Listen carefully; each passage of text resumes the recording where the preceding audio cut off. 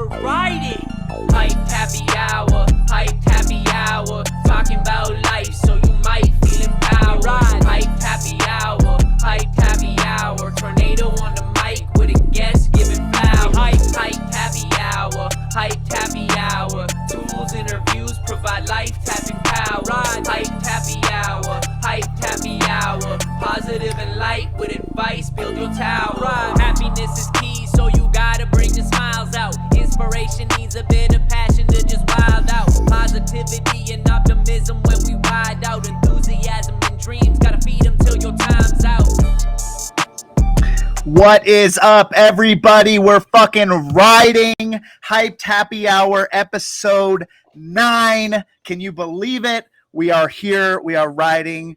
I created a company called Live Hyped, and Hyped is an acronym that stands for happiness, inspiration, positivity, enthusiasm, and dreams. And our logo is an H with a heartbeat in the middle, because you never know how many heartbeats you have, and it could be your last one. So you got to live every single moment to its fullest potential. And I'm out here on a mission to spread that. And the goal of this podcast is to bridge, personal life to Web3 world, some things that I love, and just get down and dirty with my guests that are successful in the Web3 space or just really good people. And I want to bring awareness to the things and the words within Hyped. So episode 9, my guy told me he would want to be episode 14, but he came on early. Pio is the co-founder of the Nifty Portal. He is a genuine dude. He's been working his ass off for the last fucking, I don't know how many years, 10 plus years. He's one of my really good friends. Pio, how are you doing? Oh, I'm doing great, man. I'm happy to hear that I'm the 9th guest. And just to be clear, when I said the 13th, it wasn't because I feel like I'm a big shot and you have to have a bunch of people first. It's because I know how hard it is to get content going, and I know how much consistency it takes. So that was just my way of pushing you to do a lot of content. I'm impressed that this is the 9th one, for real. I appreciate that. So we like to start it off with, what are you grateful for today? Dude, I'm grateful that I get to do, what I want to do for work, which is, our business and the Nifty Portal, the Web3 business that me and Nick have. I'm grateful for my dog Sapphire. She's sleeping right to my left. I was 5 minutes late because I had to take her for a walk because I know these things can run long. So we don't want any doggy accidents during the show. And look, I'm grateful to be back in New York City, having my own place and just living a fucking kick-ass life in my 30s here. Let's go. You love to hear it. So this is one of my favorite parts of the show that we just start off with. I want a 2 to 3 minute superhero-esque. Who is Pio? Where did he come from? Childhood. Who is he? Who are you, Pio?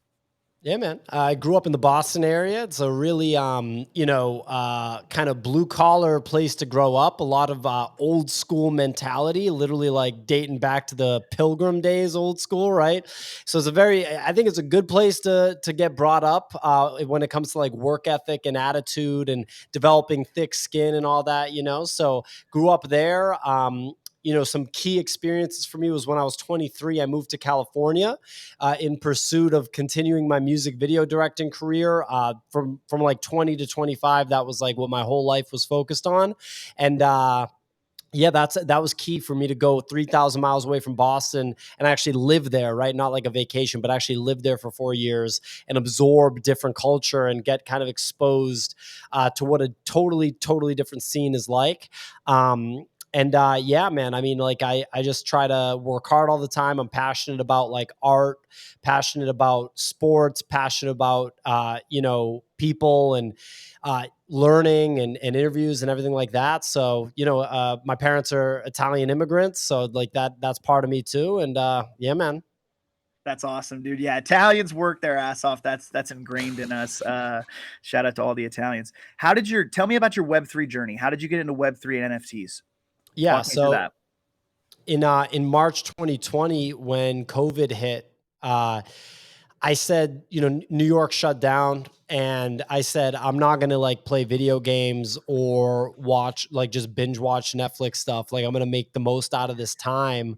And I remember the first weekend of that shutdown, I just started watching videos, and I saw an interview between Anthony Pompliano and Chamath Palihapitiya. So Pomp Anthony Pompliano Pomp, having the Pomp podcast. He's a big time Bitcoiner. Chamath is like a big time Silicon Valley investor and venture capitalist guy. And they were talking about a lot of different stuff. And because, Pomp's such a big Bitcoiner, he asked Chamath a bunch of questions about Bitcoin, and Chamath's got a ton of Bitcoin that he bought for an average price of like $80. So, he's been in the game for a long time. Right. And I was just fascinated by it. So that made me start buying Bitcoin in like March or April 2020 at like $6,000, $7,000 average price at that time. And I kept buying it and I kept learning about it, consuming more content, reading, trying to understand what the story was with it. And it took me until probably like September or October of 2020 to really gain an understanding, a proper understanding. Then in October or November of 2020, on that same podcast, the Pomp podcast, one of the co-founders of Nifty Gateway, Duncan and Griffin Cock Foster, were guests on the show, and they talked about digital art, like this new thing, like blockchain-based digital art, also known as NFTs, that were probably going to be the next big wave in crypto. So that was the first time I'd heard the term NFT, heard the term digital art, and my first taste of it. I didn't buy anything right there. That was right before Beeple dropped his stuff, so I wish I had dove in right there.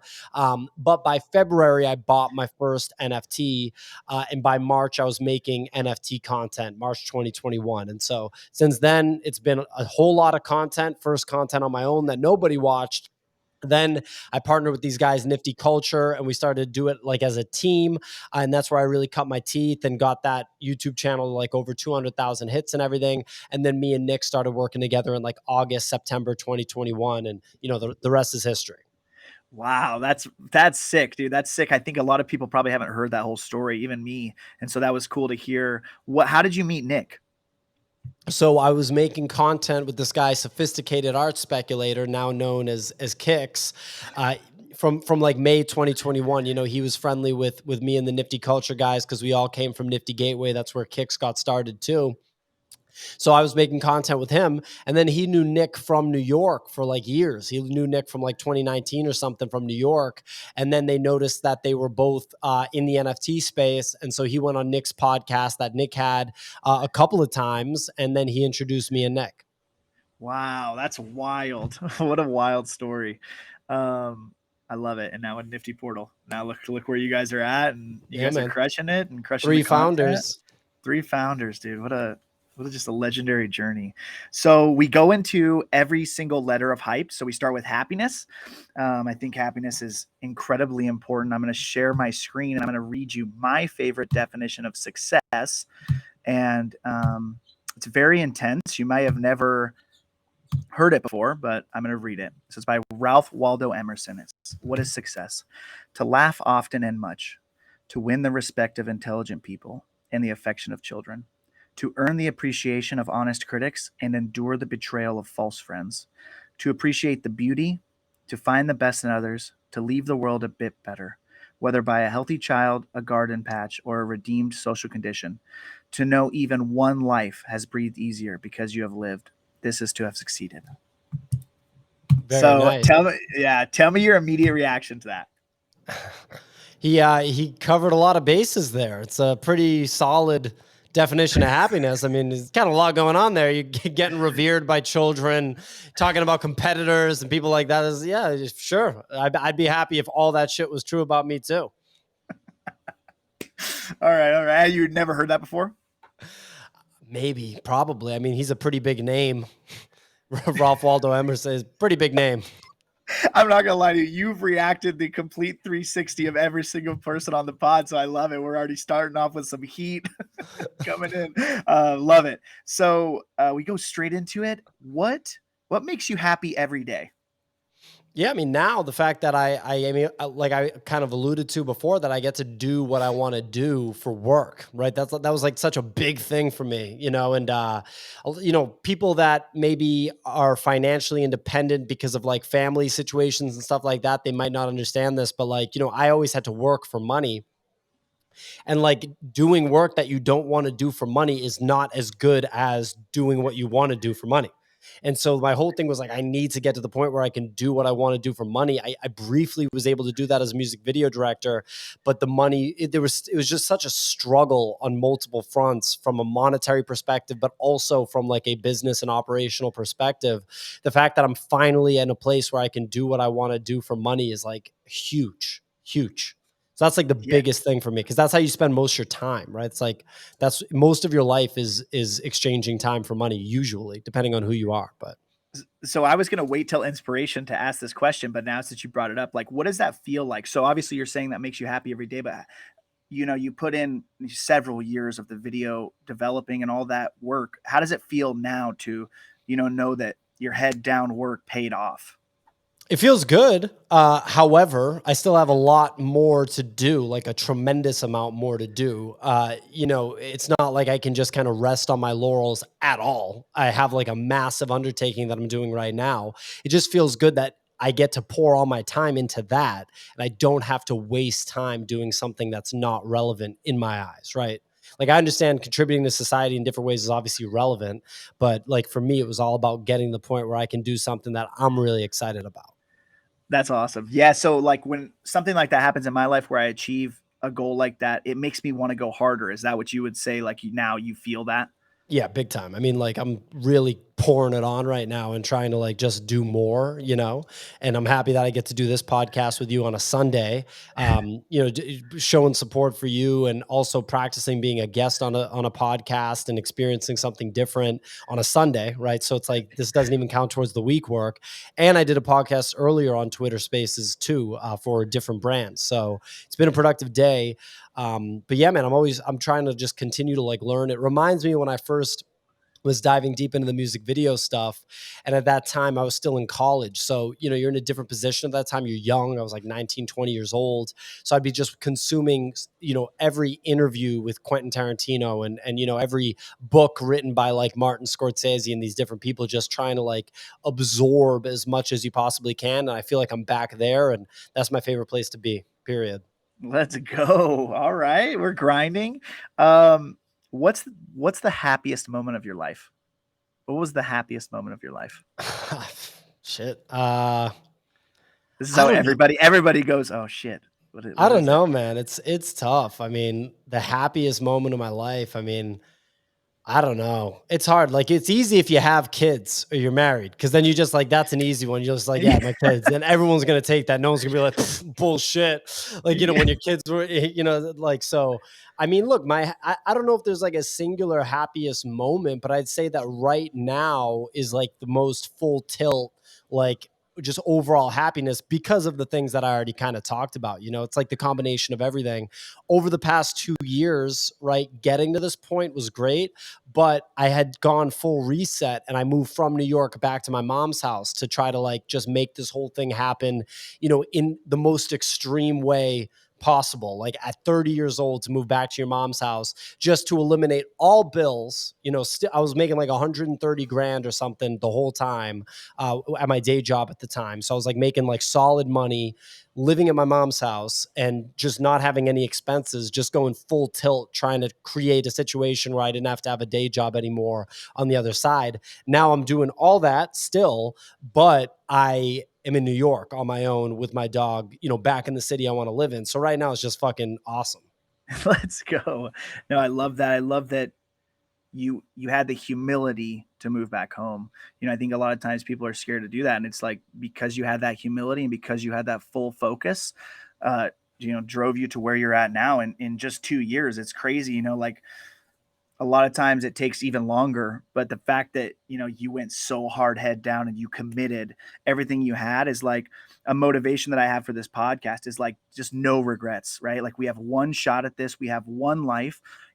Even if you didn't succeed, you could at least said that you went for it. You know what I mean? You went for it, you moved back with your mom, at least you did 100% effort to your dream of being happy every day, which is a dream I think a lot of people have. And like you said, people work 75-80% of their life. So if they don't like their fucking job, that's just, you got to change your situation if you want different results. Yeah, man. I mean, look, I'm so pumped that you have this podcast, man. It makes me so happy. I was like literally talking to Nick yesterday about it, about like me coming on and me just like, or 2 days ago, because Easy was there too. We were at a bar. Easy's was in BK this weekend. Just like the fact that you're already doing so well in a short period of time with the podcast. Like you've had an NFL player on the podcast, right? And you're starting like from zero with content, right? I'm not mistaken about that. Like you didn't have a content background before this, right? So you're literally coming through from zero and you're already doing so well. But yeah, when it comes to like going for it and being humble, like first of all, with the being humble thing, I've always had to be humble because like if you grow up in like the Boston area, I didn't grow up in the suburbs. A lot of people say that they're from Boston, but they're from the suburbs. I'm technically not from like Boston proper. I'm from a place called Everett, Massachusetts, but it is like it's basically just part of Boston. It's an extension of Boston, like with working class, like, gamblers and like, that type of thing, that culture, working class, like drinking Budweisers and all that. And it's like, if you were cocky, you would get your ass kicked. And if you were humble, you would get your ass kicked. It's just like both ways, And as far as like going for it, this is like my fifth or sixth time in my life, like just straight going for it. Like I'm all about just going for it, going so hard. So it's nothing new to me. This is just the biggest scale that I've done it at. That's awesome, man. No, and it even better that you just said that because it doesn't happen always on the first time. Yeah, Right. So, kind of like you definitely said, not. like I hadn't made content before. So when I started Live Hyped, we used to make Facebook videos. This was like 2017, I think. So we used to make Facebook videos. We used to do Airband Fridays. We used to do Dance Party Mondays. So like, you know, I had done a little bit of content, no kind of podcast though. And so like, that didn't work. I wasn't in the right place in my life to where, my wife was on board and I just had my first son. So it was like I was just doing way too much and I had to figure out how to balance that. And 5 years later, we're here. My wife's fully on board. Shout out to my wife. She made this for me. You know what I Hell mean? Like yeah. she helped me with some of these questions that have turned out to be the best questions on the podcast. So it's like, yeah, I'm so grateful to have her, but it's like it took that 5 years to, I did, didn't make it, but now I'm here and I'm, my mind is I'm going to make it, you know what I mean? So we're going for it. We're riding hard. Can you tell me about let's transition to Web3 a little bit, some communities that you're involved in that you really like, NFT projects? Yeah, I mean, look, the only community I'm deeply involved in is the portal at this point, right? Like I can't really justify spending a ton of time in like other communities. I mean, I have a Mutant Ape, so I'm technically in Bored Ape Yacht Club, but I don't like spend any time like in that Discord. I'm friendly with people that are in Bored Ape Yacht Club, and when we see each other at events and stuff, we say what up. But like the community that I'm in is our community. I mean, I guess I'm kind of like in a Bitcoin community a little bit, like kind of, just because I have friends that are like big Bitcoin guys in the space, like Trevor Owens and, some of the guys that have helped bring me like investments and stuff like that, like investment opportunities that are Bitcoin related. But the number one community that I'm in is our community. So, yeah. That's good. That's good. With the Bitcoin community, is that like a group chat you guys have, or is it like a private Discord or something? Not even, no. It's just like me being friends with guys, like, and then we'll like kind of connect at like events and stuff, but it's not even that formal. I guess the only other community I'd say I'm in is like the content creator community, in the sense that like, like Farouk will text us and like, I don't know, like just different people that make content. Alex over here on Solana, who makes a lot of content. We're going to do a show tomorrow. Like, people that do content and collaborating with them and having them on our shows. I consider that a little bit of a community, but we don't have like group texts or Discords. It's the only formal one is ours that I'm in. The Nifty Portal, baby. Shout out to the Nifty family. If you're not in the portal, buy one. I don't care if it's NFA or financial advice, whatever. Tornado's an advocator. I'm a whale. We're riding. Let's go. We're gonna move straight into inspiration. Inspiration is so important in my life and a lot of people's life.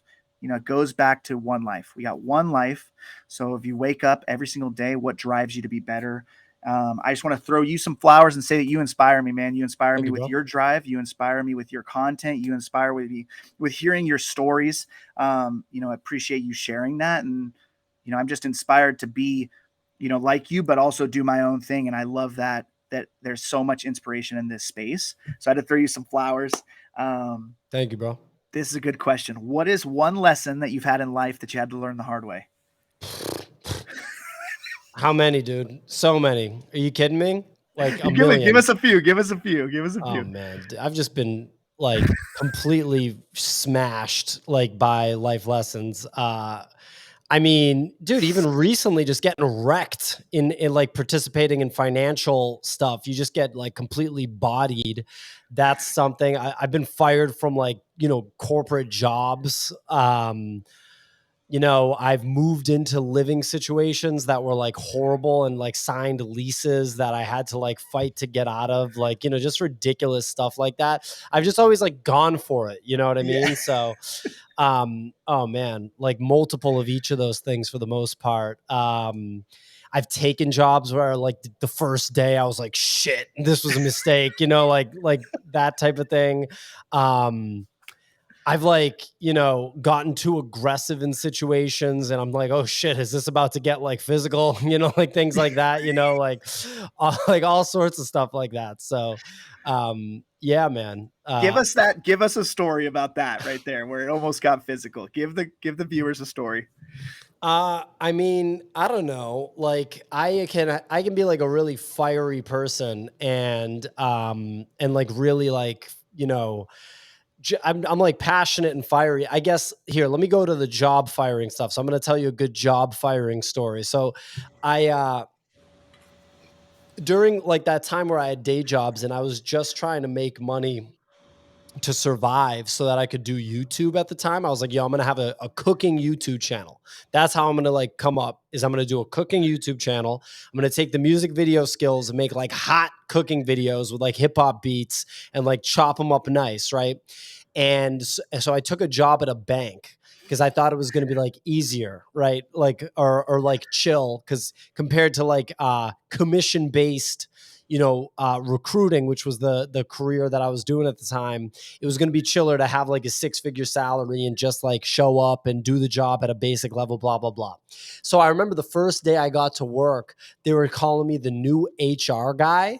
And that like immediately like really disturbed me. Cause like, I was like, nah, bro, I'm not like an HR guy. It's not a thing.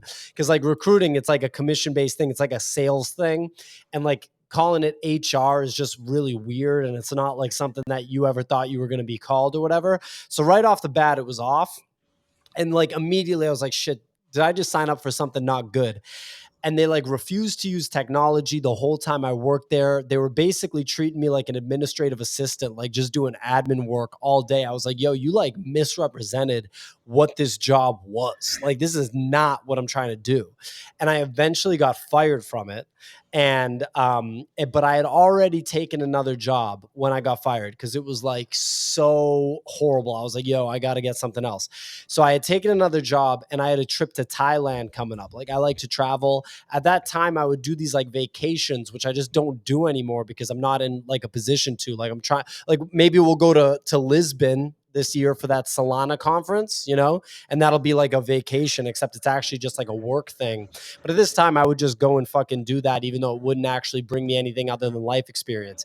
Anyway, so I got fired right before the trip to Thailand and right before I start the new job. And they gave me 5 weeks severance. And so I think they thought that I was going to be really pissed because I had like a couple of blowups at the job before that, because it was the type of thing where you never knew what the hell you were going to get in trouble for because it was just so massively unpredictable. Like, because it just wasn't like the actual job. It's like you would just be, it was so random and you'd think that you would be good to go. And all of a sudden they'd just be like, yo, you did this. And you'd be like, why is that even like a big deal? And they'd be like really upset about it. So they thought I was going to like freak out. When they told me I was going to get 5 weeks severance and I was fired, I was literally just like, okay, like it sounds pretty good to me. And they like were thrown off by how like weird it was. And they were like, well, since this is so positive, we're gonna get some people to say bye to you, blah, blah, blah. So like this Australian guy that I like came through and he was like, sorry to see you go, blah, blah, blah. I was like, oh, I'm good. I already got another job and you guys are giving me the 5 week severance and I'm going to Thailand. And he just like looked at me, he was like, "You making out on this?" And I was just like, "Yeah." And I raised the roof in the room, and I feel like that was too much. That was a little bit too cocky, and his face kind of changed. So I was like, "All right, dude. All right. Well, I don't want to lose that 5 weeks, but that was a decent little story." Yeah. I thought you were gonna say that they like took the 5 weeks away or something because you had told them Thank you had God they another didn't, job. bro. Thank God Oh they didn't. shit, That that was would a have been 5 week wild. vacay. Yeah, that's nice. How long did you go to Thailand for? That was like 3 weeks. Unreal trip. Maybe even 24 days or something. Unreal. Man. I love traveling and I love Thailand. The food there is insane. It's so much fun. It's such interesting culture. I'm a big fan, man. I'm a big travel guy, and that was a great trip. Got to go back. Have you been to Italy? Yeah, I'm growing Okay, up. I went to Italy like every summer. Yeah, I, I, all I right. studied abroad in Italy too. I've spent a lot of time there. What is your one place that you want to go to that you haven't been? I got a lot, man. I mean, I want to go to South America for sure. I want to go to the rest of the European countries I haven't been to. I want to go to interesting places like Japan for sure, Australia, Africa, Northern Africa, like Morocco and stuff. So yeah, all those spots. Were you there at the whale breakfast? Did you meet those two guys that are from Japan that are in the Nifty? Yes, I Yeah. met them actually a couple times. Those guys are really nice guys. Yeah, hopefully we Yes, can link up in Japan sometime. that would be sick, dude. That would be really cool. I want to go to the Great Wall of China one day. I just think that'd be sick. Just to I like mean, see that. Like, yeah. fuck. How vast, man. Incredible human accomplishment at like a scale that's hard to even digest. Like unreal. Yeah. Unreal. The pyramids or the Taj Mahal. Like, fuck, dude. It's just wild. Unreal stuff. Done Let's go. hundreds of Yeah. years ago, which is that's something people take so for granted is the level that humans got to hundreds of years ago. Like with food was maximized hundreds of years ago, and we're basically walking it back now with American culinary school chefs with mustaches and tattoos that think that they're reinventing Italian cuisine. It's like nobody. It was developed over millennia. Like get out of here. Let's go. I love it. Love the heater from my boy Pio. When he posts a food photo, I absolutely love it because I'm with him on the Italian food sentiment that he just said. What do you love about Web3 that inspires you to do it every day? I love how it encapsulates so many different things because all it really is advent of new technology that's superior, just like the internet. It's like saying if you were getting in on the internet early, that you're part of Web 1, right? It's like, well, what the fuck does that mean? That means everything. Like if you are a basketball fan, that's on the internet. If you are a clothing fan, that's on the internet. If you are a fan of food, that's on the internet. Everything's in Web 3. It's just new technology that's disrupting literally every industry. So I love the variation it brings, like the variance of participants that get into it. That's cool. And that keeps it like pretty exciting every day. You would say that? Oh yeah, 1,000%, man. There's always some new stuff popping off, new people getting involved. It's great. The having the morning show every day. So shout out to the listeners. If you guys don't know, Pio and his crew, I'll say that. This is a little shout out to you. Do it the morning show every morning, 9 a.m. Eastern time to 10:30 Eastern time. Monday through Friday. Yeah, Monday through Friday. And would you say that that's like even made it more exciting to be that plugged in to where you're reporting on stuff, but also like it's exciting every morning? Yeah, I love doing the show and I love having something to build, right? That's like the big thing is to actually be pushing towards something to build that's yours. It doesn't belong to somebody else. It's not like a job where you can get fired or laid off or if you quit, it just belongs to somebody else. So I love that. It keeps me definitely super plugged in. I just love when there's stuff to talk about, like juicy stories, right? We can't really create juicy stories. We have to just like find them and then provide our commentary. So it's awesome, man. It's the gift that keeps on giving for sure. That's right, dude. That's right. You guys are crushing it. The last question, or there's two more questions. So, do you have someone in your life that's you would say is an inspirational like leader or someone you've looked up to? Yeah, I mean, different people, man. Like just people that I know that are really accomplished. I've always really looked up to, or people that have just built lives for themselves that they're incredibly happy with. Whether it's like because of extravagant success, or just because of like personal success, like having a beautiful family, or uh, you know, doing what they want to do and things like that. So there's plenty of people. I mean, my boss at my first recruiting job was definitely an inspiration to me because of how hard he worked and what he had built and the skills he developed as a leader. And I really like look up to him even now, his leadership qualities and things like that. Like a lot of people don't really understand leadership and what it really means, because you'll get really talented people a lot of times. You see this in Silicon Valley a lot, like these gigabrain people that are so talented and smart, and they build things that are unbelievable, and those things become much bigger than any individual person. But that doesn't mean that you're a good leader at all. It has nothing to do with leading at all. And you look at someone like Gary Vaynerchuk, which is basically the opposite.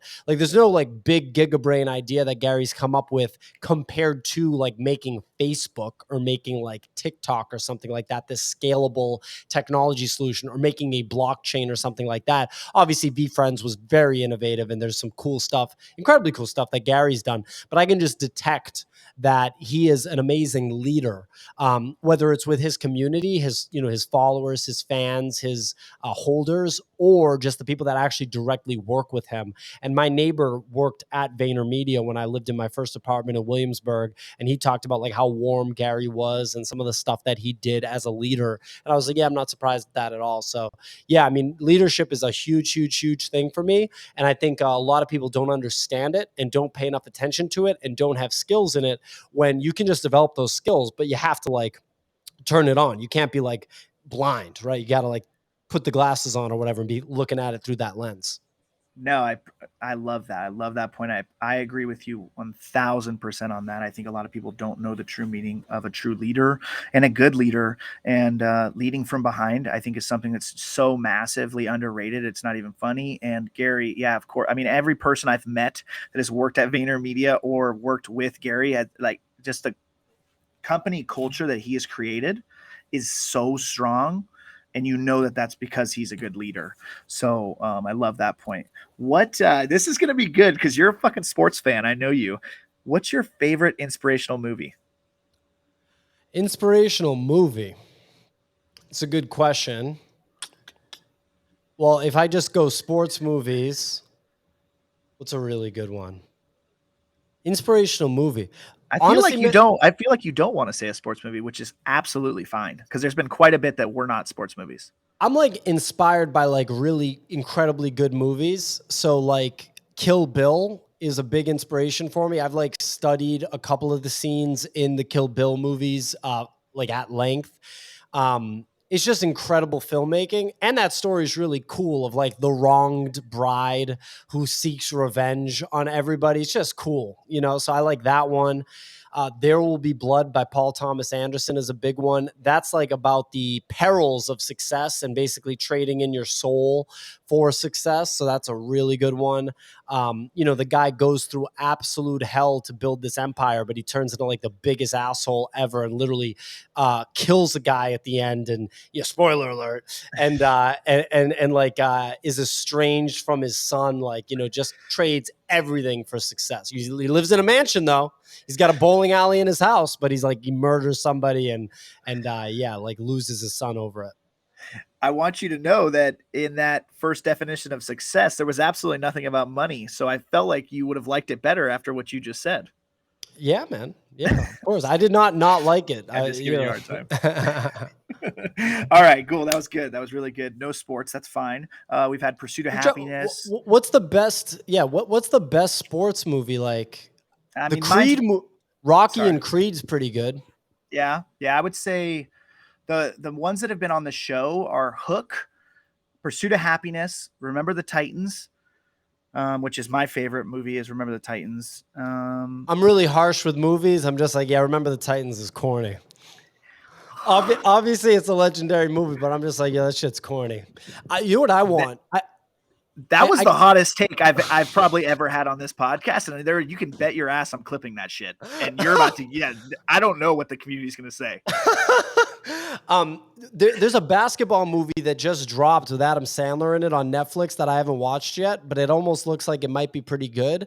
I'm waiting for someone to make like a sports movie, not for like sports people. Like I'm waiting for like a filmmaker that's really good, like P.T. Anderson to make. Oh, dude, the one that Spike Lee did with Jesus Shuttlesworth. What's that one called? He Got Game. Oh. That it's not perfect, but it's probably my favorite one because at least like an ultra legit filmmaker made it. I'm not a fan of Uncut Gems. That's another one where I'm just like, bro, like you guys, I don't know, man. Look, I'm harsh with movies. Kevin Garnett's really good in Uncut Gems for sure, but He Got Game, that's like a serious movie. I like hyper realistic shit, and don't be surprised if I like make a short film or something, you know, years from now that's like hyper realistic basketball or MMA or something like that. The Wrestler is a really good movie too, and Black Swan. These are all like in the direction of athletics. Those are good. I love it. Those are some hot takes. You don't like Coach Carter? Dude, that is I so corny. I think Easy liked that, and I mean, he's a pretty good basketball player. Easy's lucky I popped my Achilles before we ever played. No, I'm just kidding. I respect Easy's basketball game. I know Easy can play basketball. I know you're screwed. You're gonna be clipped so many times here. I don't remember what I was gonna say, man. It was something about Coach Carter's good. I guess you don't like. You're one of those people that really intense movie critic. Yeah. If you're gonna take 2 hours of my life, it better be good. And I just I don't like the broad like mainstream appeal shit. I'm like, no, I want like something that's really good. You guys heard it first here on the Hyped Happy Hour episode 9 podcast. Pio.eth is a very intense movie critic, and you better have some good shit. He's gonna come see it. That's writing. All right, let's move into positivity. This is my shit right here, dude. So huge. It's so important in life. It's so easy to turn to negativity, but I'm on a mission to make positivity louder, to help anybody that I can, because it's something I have had to work on my entire life, and I feel like I'm good at it. I'm not mastered it, but I've had to work at it extensively. Is negativity something that you've struggled with? Yeah, I think everybody struggles with it at times, right? And it can spread like a disease. Like, so if you have negative people in your life, which depending on your situation, you might be forced to have negative people in your life. Like there's nothing you can do about it because of a job, because of a family member, because of some sort of circumstance that it's not possible for you to get out of given where you're at in your life. And then you're, surrounded by, a person or multiple people that are negative. So, and that can rub off on you. It just can. You can have a negative roommate. You can have a negative coworker. You can have a negative boss, which is the worst. You can have a negative parent, sibling, cousin, family member. And yeah, but I mean, I've long understood the importance of positivity. And when you kind of break it down and you just sort of think about it simply, in what universe would it be better to be negative than positive? Like, I don't understand. Like, how does that math ever add up? How do I benefit from being like, I'm negative? Like, come on, man. It's just not a thing. So, okay. So yeah, I agree with you 100%. That was great. What are some things you use to stiff arm negativity? I just try to think about how lucky I am, and I think about the circumstances of other people. This also makes me uncomfortable. Like, I would be really uncomfortable buying like a Porsche or like some really expensive vehicle or like just vanity item, because it feels weird for me to spend like a lot of money on something that it's not bringing goodness into the world, right? And like someone else would kill for that $60,000, it would change their whole life or something like that. So I'm just aware, I used to live in LA. I used to go down to Mexico, like on weekends at times and stuff. You drive through Tijuana on the way to like Rosarito or something. Like, dude, people are struggling out there, like struggling.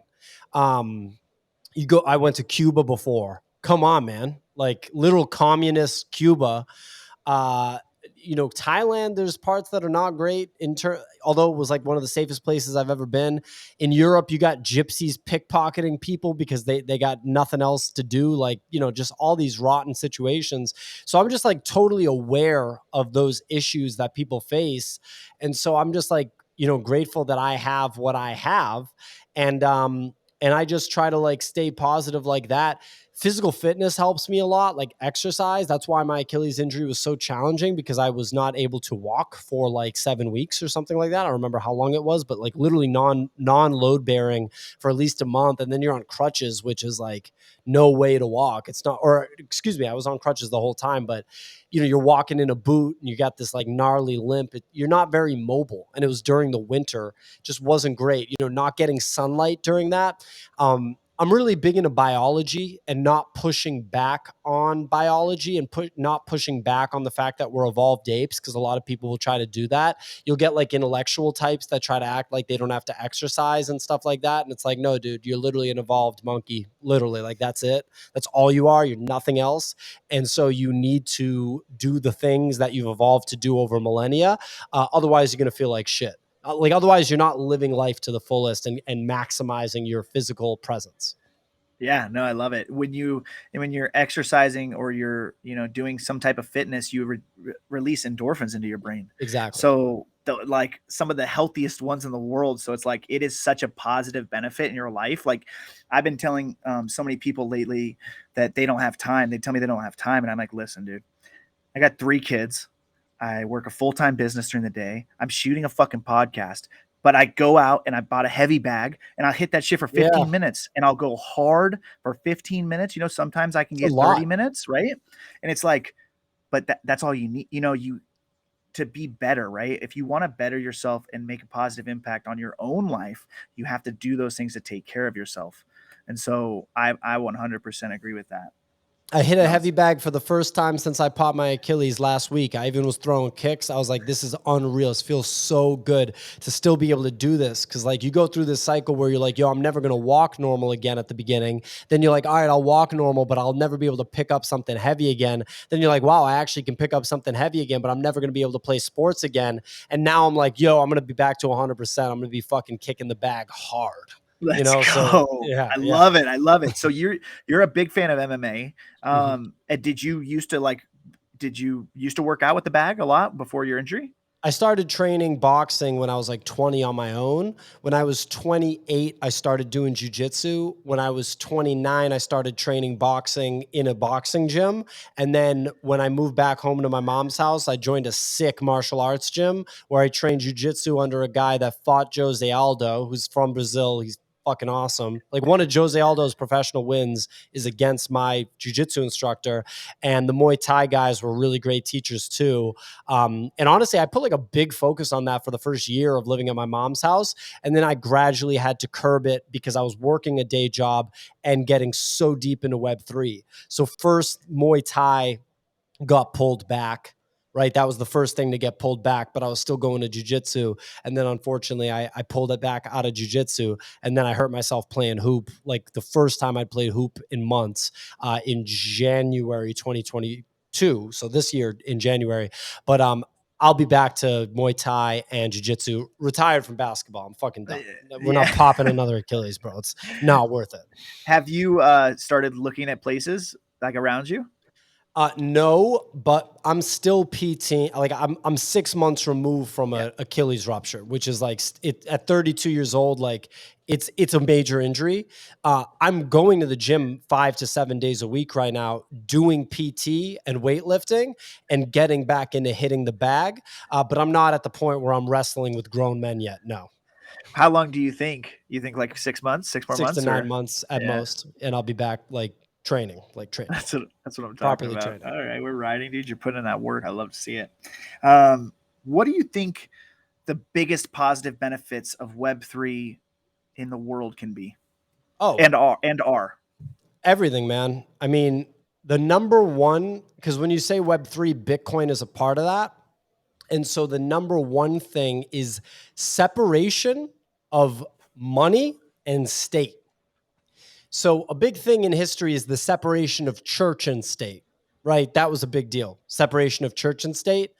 Guess what? Separation of money and state is a bigger deal. It's unbelievable. It's the first time we've ever had this in the history of humans. And people don't understand how important money is to humans. Like you just take it for granted. Everything in your life revolves around money. Everything. You literally use the money to buy the food that goes on into your body. You would die if you didn't have that. You use the money for the shelter that goes over your head. Food and shelter is like the most basic human shit, right? Money is what makes both of those happen. You exchange your time for money. You make decisions to make more money. You invest your money. All of these things have to do with money, and we just totally take it for granted. We now have technology that was figured out over 2.5 decades, basically. If you look at the history of Bitcoin, like the cypherpunk history beforehand, it's like 2.5 decades of trying to figure this out. And then in 2009, the breakthrough finally happens. Just like there were breakthroughs in science before that, like the combustion engine and fucking E equals MC squared, the theory of relativity, all this stuff. You get a monetary breakthrough, the biggest one in history, in 2009. And all of a sudden, you have uncensorable, unconfiscatable money that anybody in the world can use. The only way to censor it is to go full North Korea mode on the entire planet. So if that happens, we're all fucked anyway. But I'm going to go ahead and bet that we don't go full North Korea mode whole planet. So all of a sudden, somebody that lives in Africa who has had the government fuck up their currency for decades, hundreds of years, can say, I'm just going to buy Bitcoin. And yeah, the price is going to go up and down, but no one can take it away from me. And no one can create more Bitcoins. Like, yeah, sure, you can manipulate the price, but you can't change the fundamental asset. And if you understand the adoption curve that we're on, you know that in 10 years, it's going to be worth more money than it is now. So the number one thing is a separation of money and state, a fair currency that anybody has access to that no human being can fuck up, because humans are corrupt, but this technology is uncorruptible. There's no fucking corruption. It's just perfect. Yes. I love it. I love it. Okay. Can you give me something else besides Bitcoin? I love it. I don't want to say, but I'm sorry. I do love it for reals. Yeah. And it's going to be incredible for the viewers, because like even I got, something out of that. And I've been in Web3 for fucking almost 2 years now, but yeah. I love that. Can you give me something else?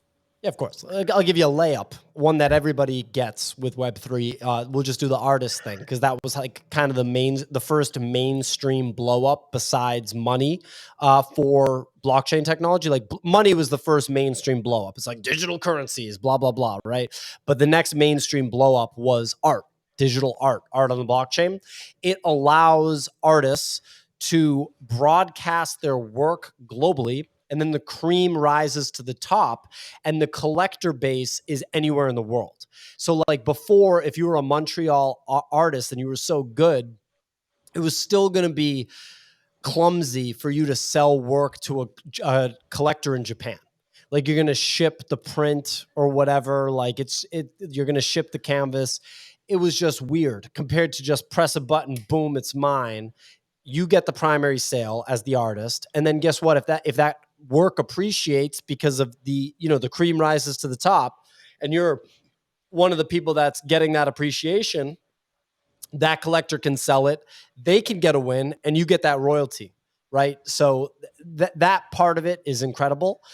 Another benefit is just it's going to be like it's going to revolutionize accounting 1,000%. In fact, I mean, you want to talk about, I'm trying to think of a comparison. Like, how in the travel industry before the internet, like in the 80s and 90s, there'd be like travel agents. There'd be these people that their whole job was like planning your trip and making sure your tickets were sorted and your hotel and blah, blah, blah.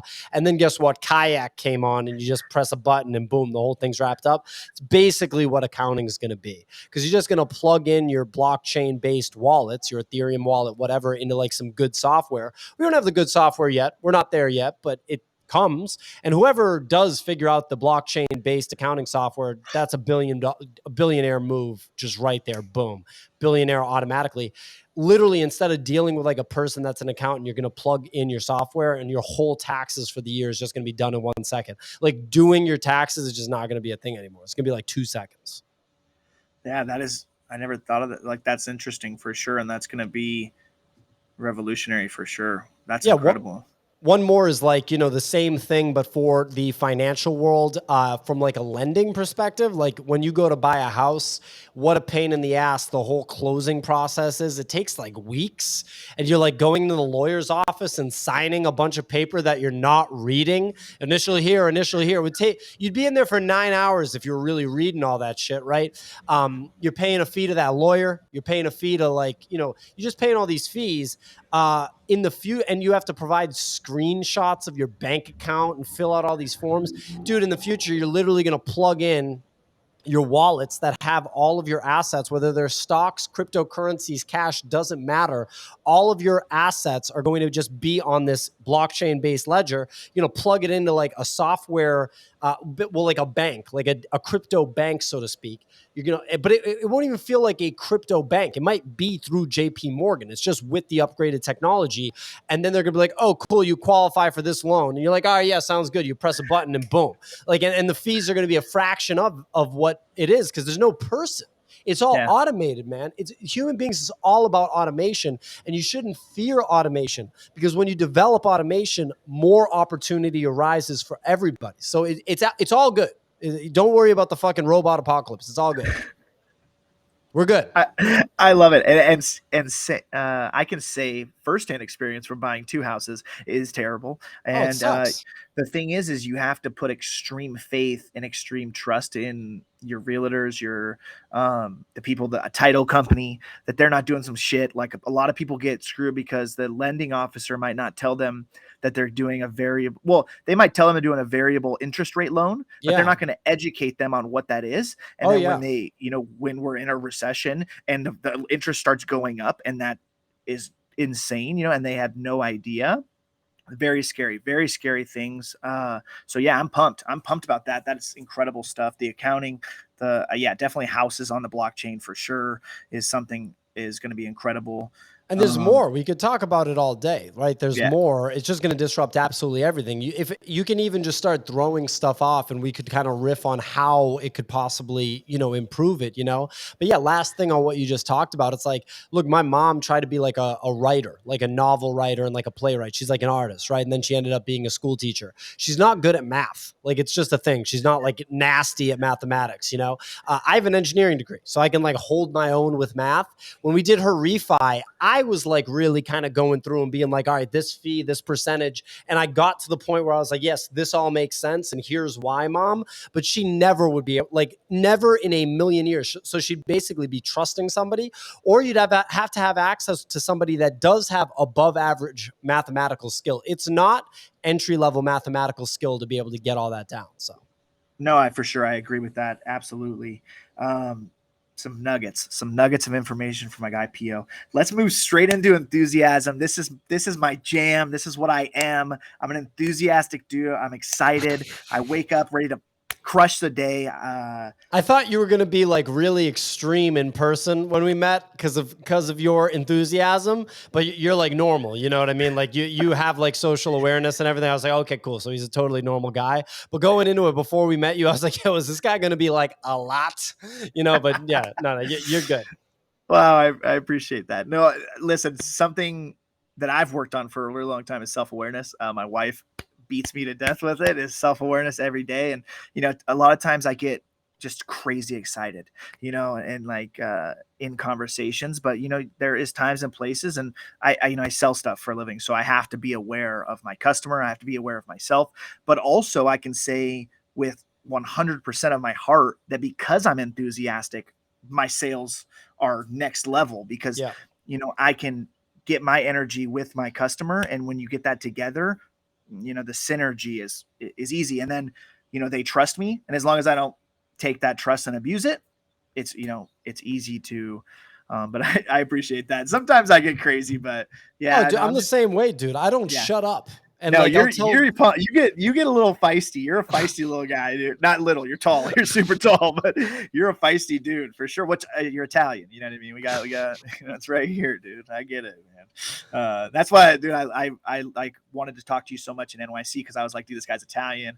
I love what he's about. He is a talker, but I was like, I've been around that my whole life. You know what I mean? And it's kind of funny because, yeah, I am pretty crazy, and like when I come on the show and stuff, but I'm so like. One of my best skills I've been gifted with is I'm an audio learner. And so I'm a super good listener. And growing up in a heavy Italian family, I was the youngest kid. So I was always listening. I wasn't like out there. I wasn't a cocky kid. I was always back listening, learning, from my great grandparents and their work ethic. And I think that's brought me to the place I'm at. And so it's kind of funny that I'm this way, but I'm also can calm it down and listen. And That's why I love the pod so much, man, because I like developing, this is the 9th episode now, is like, I told my wife, I was like, what questions should I ask Pio? Like, I really want to ask him specific questions.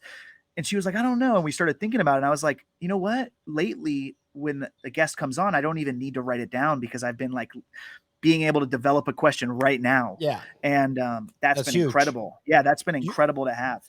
You listen. That's huge. No, seriously, you listen. So you're really understanding the fundamental technique that's required to have a good podcast. That's, if you just do that, you can have a good podcast, and then if you add on top of that, then that's how you get great. But like, to be good, just listening and being able to converse is huge. I appreciate that. I appreciate that a lot. So enthusiasm, baby. We're here. One life. I love saying it because it's true. This is literally one of my favorite questions. What are 3 things right now that you can't get enough of in your life? Right now, I can't get enough of like going to the gym and using the sauna after a workout. I can't. Yeah. I can't get enough of meeting new people and having positive social situations, your social interactions. And I can't get enough of building the business, man, taking shit to the next level. Come on. Let's go. Fire. How do you, the sauna, dude, sauna, do you just feel so good after? Yeah, I've been using the sauna since I was like 19. I'm really fucking big on the sauna. My 2 years living at my mom's house, one of the worst parts was I didn't have consistent access to a sauna because the gyms in that area, there are some, but like, the martial arts gym was the main gym and they had like an infrared sauna. I don't mess with that. I do dry sauna, like the proper one, like they did thousands of years ago. I'm big on, did they do it thousands of years ago? I'm huge on that. Because all of a sudden people are like, yo, juice cleanse. I'm like, nope, that's not a thing. Not a thing. They did not do that. You're a big history guy. You're big history. When it comes to biology, I'm big on technology, but not when it comes to my body. Because it's like, it's the same. I'm not a robot. Like, it's the same body that they had millennia ago. It's not different. Like, it's the same shit. So I eat the food I eat animals and plants. Like, that's what you eat, right? I don't eat like a fucking bar, like where you go to you get out of a box. What is this? It's not food. So like, I'm really big on that. And then, with exercise, I love the sauna, dude. I push it 40 minutes, 45 minutes. I go hard and I drink like a lot of water. Like somewhere over here, I got a hydro flask, half gallon, keeps it cold too. So you're just drinking some nice, not too cold, but some cold water while you're in the sauna, just sweating. Let's go. Let's go. Reminder cold for shower everybody. after. Let's go. Reminder for everybody to drink more water. Is Nick going with you into the sauna? Yeah, we were getting into arguments in the sauna first thing in the morning, and people probably thought we were a couple. It's like, what other situations? 2 guys at 7:30 a.m. yelling at each other in the sauna. Like, what are we walking into? But it was it's been awesome, man. He's been crushing it in the gym. We just found out yesterday the gym we're both going to is going to close August 15th. So we think we're going to both have to join Chelsea Piers, which is a dope ass gym here in Brooklyn, but it's going to be like hundreds of dollars a month. So I guess we got to maybe sell some NFTs, from our personal portfolios, like sell a coda, pay for that gym membership for 2 years, Dude, couple $100. That gym better be sick. It might be more. It might be like $300. I don't want to hear that. That just hurt me. Oh my gosh. Like New York, baby. I got like $100 worth of workout equipment in my gym and or in my house. And I'm just like, that's all I need, baby. I don't need anything else. That's the best, bro. I mean, we live in apartments, so it's different, of course. Yeah. And I've, one thing I've been doing this entire year, dude, is 22 push-ups a day, no matter what. Even if I don't go to the gym because it's 2022, I'm like, fuck it, I gotta get my 22 push-ups in to just keep reminding myself, like, yes, keep going, keep doing it. What has been the biggest accomplishment of your life?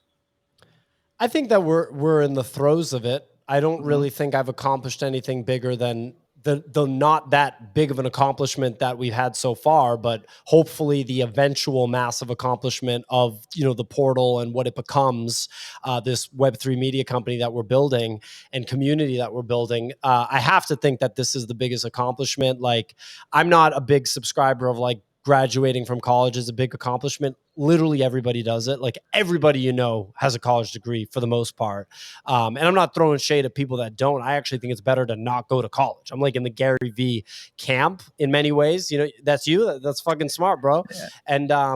And I'm also not like, well, yeah, I had some accomplishments in my music video career. I got like 25 million views with like an independent artist. So that's, you know, that's hard to trust me. It's fucking hard to do. But I got to think that what me and Nick are doing is my biggest accomplishment.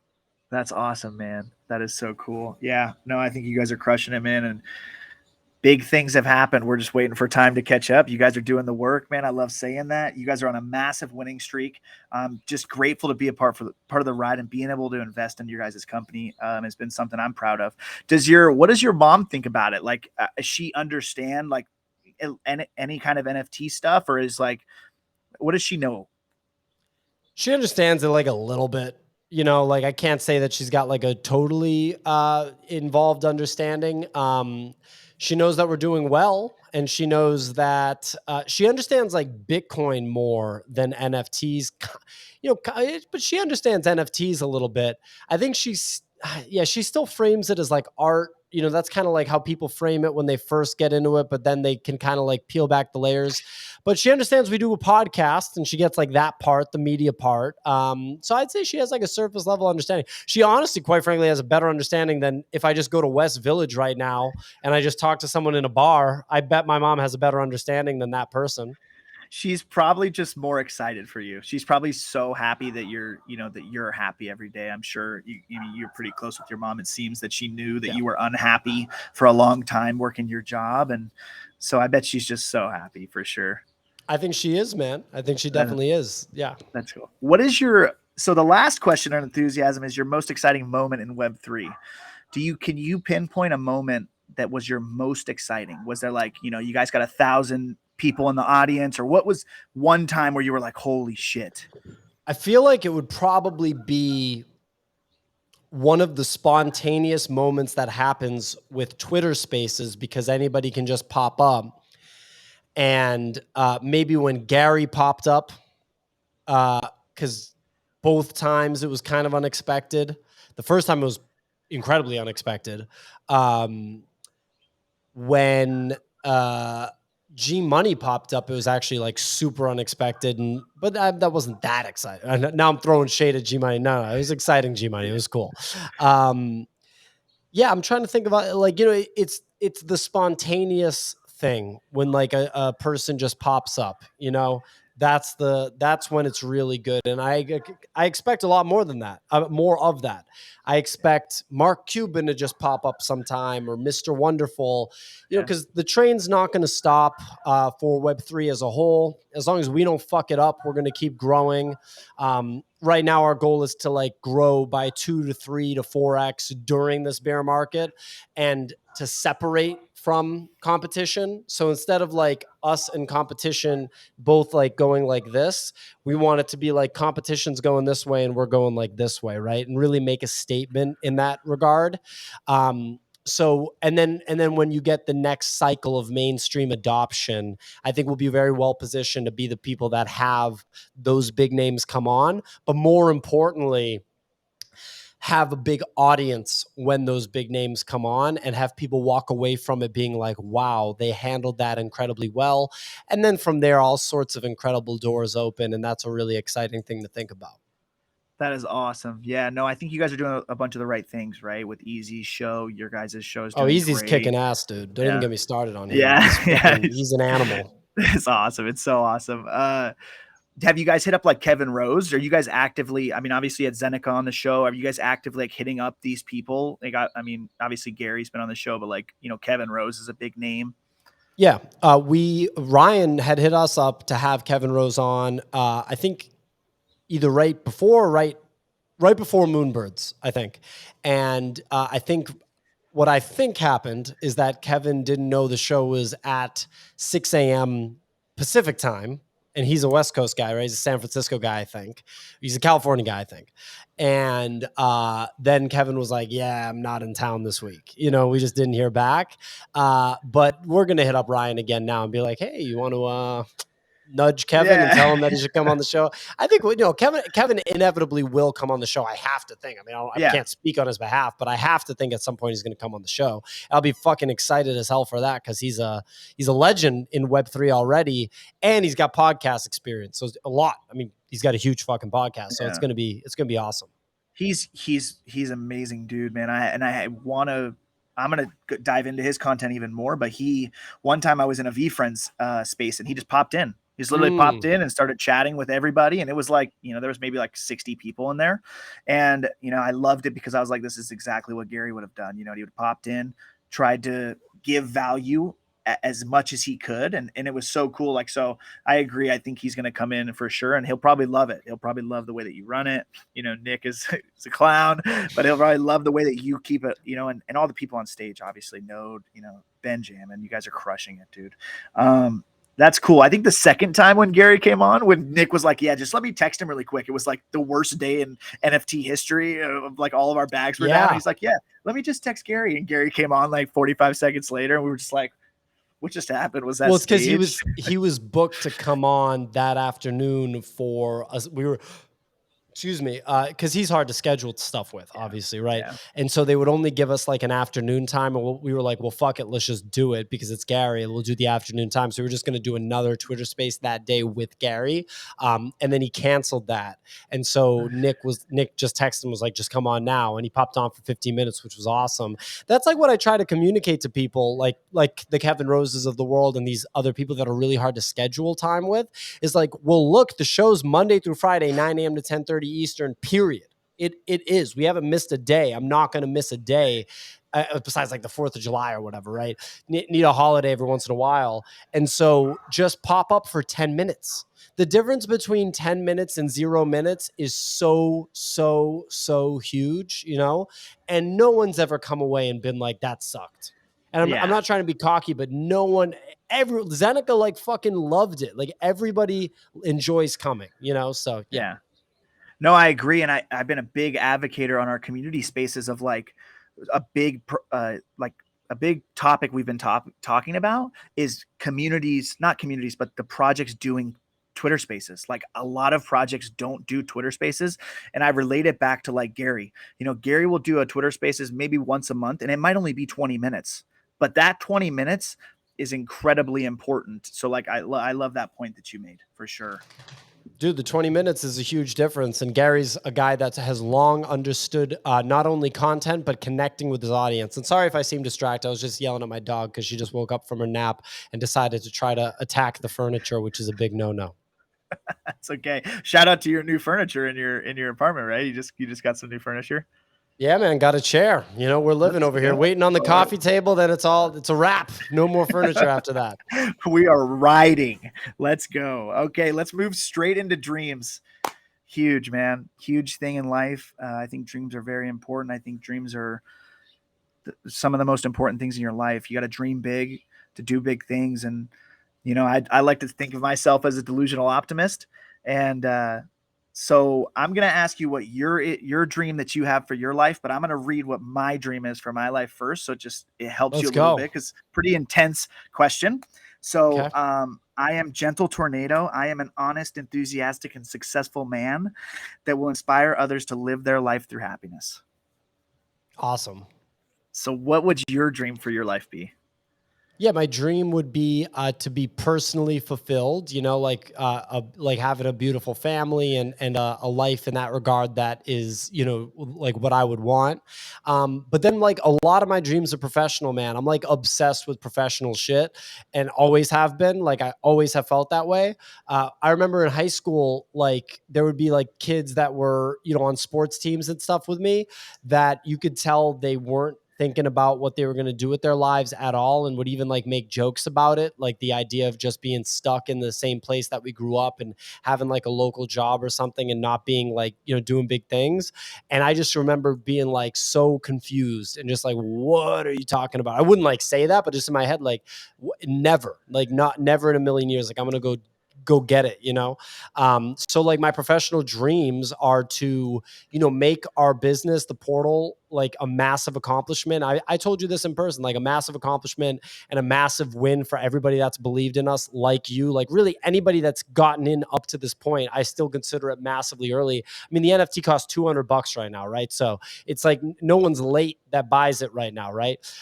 So anybody that is a part of the gang, just to get a massive win, and then, you know, longer term to just become big time when it comes to podcasting specifically, and also back to filmmaking. Like I would love to have me and Nick doing narrative filmmaking and stuff like that. That's not like in line with the business right this second, like for us to put forward a massive amount of time to that, because that requires like a massive amount of time. But yeah, I mean, long term, it would be stuff like that. It's like, it really is creative pursuits. You will not see me. And I think I said this to you in person too. Let's say everything goes with the portal, you know, we have like an exit or something like that. Everybody gets a monster win. Everyone's like, holy shit, like an artifact style exit to Nike or something like that. Right. You're not going to see me like going like, yeah, and I'm raising money for another startup, like, you know, Series A, I'm the CEO. Like, no, dude, I'm like done with that. And it's only going to be like podcasting, filmmaking, you know, creative stuff like that. That's it. That's awesome, man. I'm super pumped to see where your life goes and see what you can accomplish. It's I'm pumped to see where you go, yeah. man, with this Thanks. podcast. Straight up. Thank you. Thank you. I'm going to read this quote because I feel like it's literally perfect for what you were just saying. Build your own dreams or someone else will hire you to build theirs. Ooh. You said, fuck their dreams. I'm going to build my own shit. And I love that. You fucking just take life by the balls and you're crushing it. You got to tweet that. That quote's amazing. Fuck it. I'll tweet it out right after this episode, dude. What for the viewers that might not know you, like what is your guys' biggest dream in Web3 for the Nifty Portal? Like what is the biggest thing? You know, I obviously know this because I've talked to you guys extensively, but like what is the biggest thing that you guys like? What is your guys' big time web dream? Yeah, just like execution in all the areas that we want to execute in at the highest level, like being the top media company, having the best events, having the best NFT that represents a media company, or I mean, really just like one of the best NFTs, period, you know, the best NFT ecosystems, period, I should say. And yeah, just do it. Like, look, people try to like reinvent the wheel. People say you got to think big, and sure, all that stuff is true. But at the same time, there's something to be said just for simple execution that's like really, really strong. And a guy like Gary obviously was able to do that with VFriends. Kevin Rose has done that immaculately with Proof and with Moonbirds. I don't think anybody's looking at Proof and Moonbirds and saying this is the craziest technological innovation. No, it's just incredible execution by someone that is putting in the work every day and leveraging, you know, his previous experience to do it right in Web3 and to continue to. And you're going to see guys like that continue to. So yeah, man, that's what I'm about, is just like executing at the highest level and continuing to scale and get to the top and stay there, which is so hard to do, man. This is a global thing. Like it's a big deal to get to the top of it.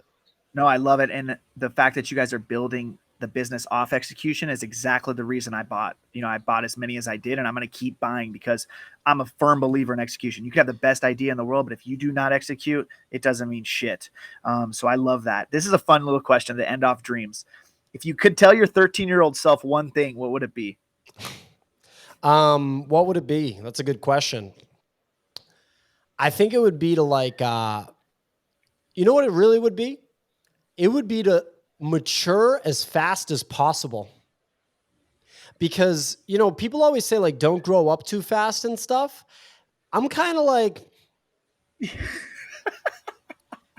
when has it been bad to be super mature for your age? You know what I mean? Because I feel like I was / maybe still am immature for my age. I definitely was. Like up until like probably 27, 28, definitely was, you know, at all the different times. Like when I was 21, I was immature. When I was 24, I was immature, right? Why would it be bad to be really mature for your age? You know, like we talk about that 13-year-old kid that we met, Ben Small, that's like putting out NFTs.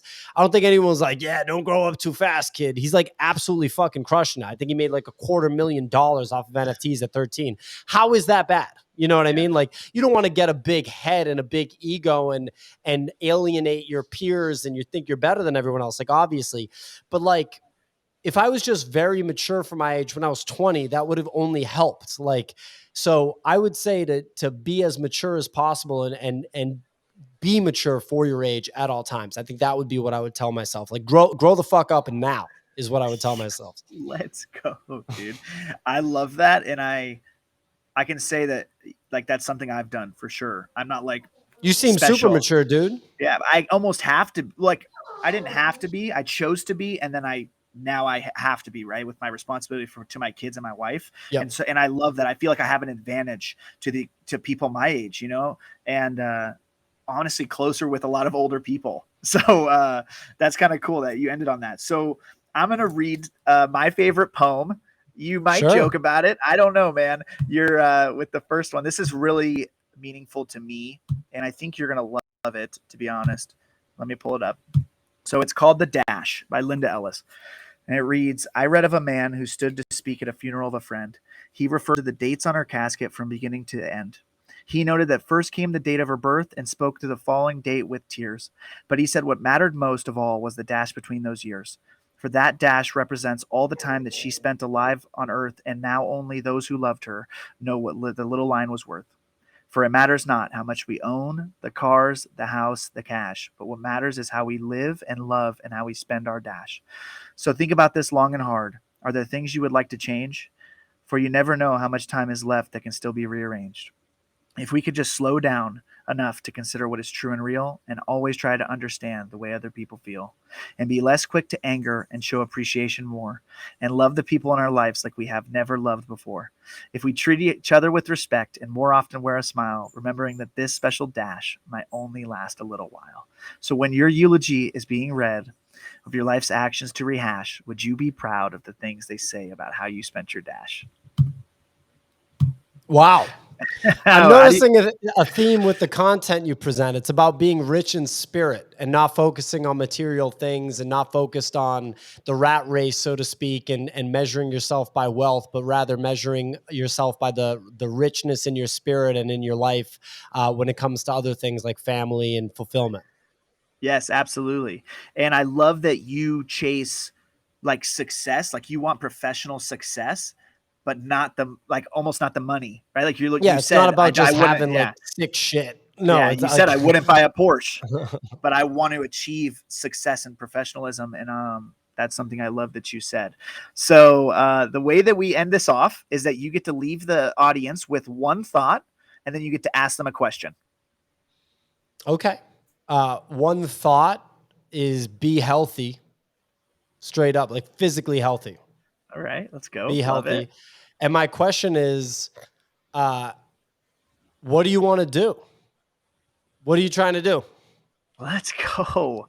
Fire. Listen, thank you for coming on. This is the Hyped Happy Hour, episode 9 podcast. Please like, share, subscribe, comment below, share this with anybody that you think can get value out of it. I'm going to grab my dog. Yeah, get your dog. We're about to get a nice shot of his dog. So incredible. Sapphire coming on the screen. It's going to be a heater.